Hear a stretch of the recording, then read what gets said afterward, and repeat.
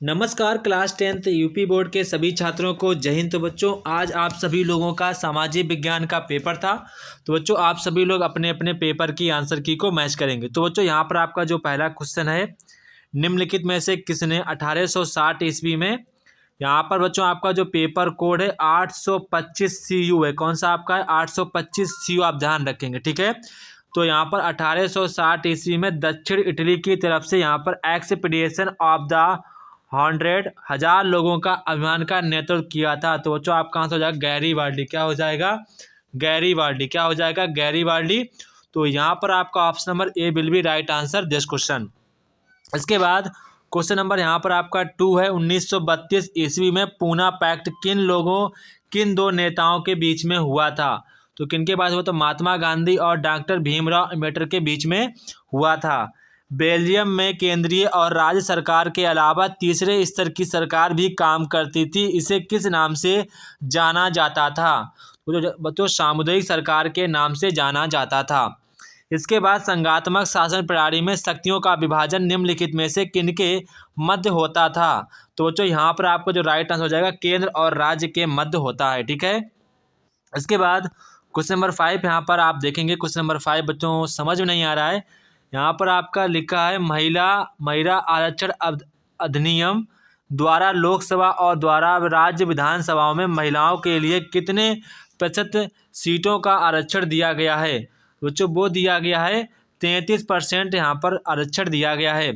निम्नलिखित में से कौन से राजनीतिक दल के प्रमुख हिस्से हैं? तो बच्चों यहाँ पर आपका राइट आंसर हो जाएगा इनमें से सभी, ठीक है। इसके बाद क्वेश्चन नंबर 7 देखेंगे। व्यक्ति की गरिमा और नागरिकों की समानता को बढ़ावा देने वाली राजनीतिक व्यवस्था निम्नलिखित में से कौन सी है? तो बच्चों यहाँ पर आपका राइट आंसर हो जाएगा लोकतंत्र। क्या हो जाएगा? लोकतंत्र यहाँ पर आपका करेक्ट आंसर हो जाएगा। इसके बाद क्वेश्चन नंबर यहाँ पर आपका 8 है। किस संधि द्वारा यूनान को एक राष्ट्र के रूप में मान्यता मिली है? तो किस संधि के तहत वो आपकी संधि बच्चों कौन सी होगी? कुस्तुनिया की संधि। कौन सी? कुस्तुनिया की संधि। यहाँ पर आपका option number D will be right answer this question. Bharat माता की विख्यात छवि का चित्रित किसने किया है? तो जो किसने किया है? अविन्द्रनाथ टैगोर जी ने किया है।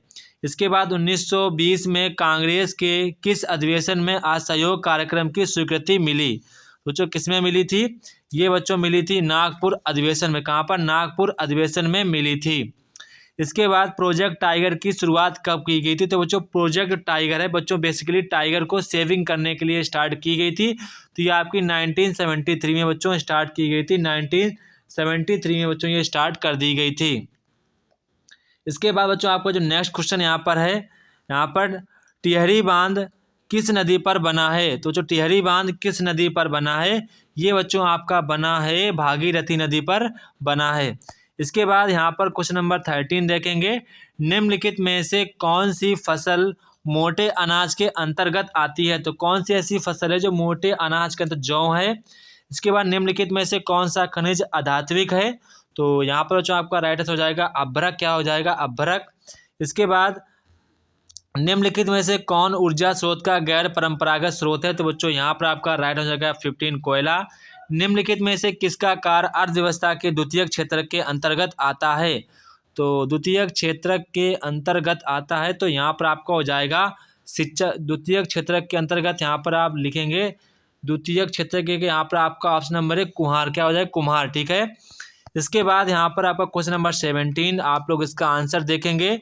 विश्व में मानव विकास सूचांक 2010 के अनुसार किस देश का मानव सूचांक सबसे निम्न स्तर पर है? तो बच्चों आपका कौन सा हो जाएगा? बांग्लादेश। कौन सा हो जाएगा? बांग्लादेश आपका करेक्ट आंसर हो जाएगा बांग्लादेश, ठीक है। इसके बाद यहाँ पर आपका क्वेश्चन नंबर 8 आता है। निम्नलिखित में से किस राज्य में शिशु मृत्यु दर सबसे अधिक है? तो आपका डिस्ट्रिक्ट कौन सा हो जाएगा? आपका हो जाएगा मध्य प्रदेश। कौन सा हो जाएगा? मध्य प्रदेश। इसके बाद वैश्वीकरण का प्रभाव निम्नलिखित में से किस पर दुष्प्रभाव पड़ा है? तो आपका हो जाएगा आंसर बच्चों श्रमिक वर्ग। यहाँ पर आपका option number D will be right answer this question. इसके बाद सूचना पाने का अधिकार आरटीआई कब लागू हुआ था? तो यहाँ पर आप देखेंगे कि यहाँ पर कब लागू हुआ था, तो ये आपका हो जाएगा 2005 में लागू किया गया था।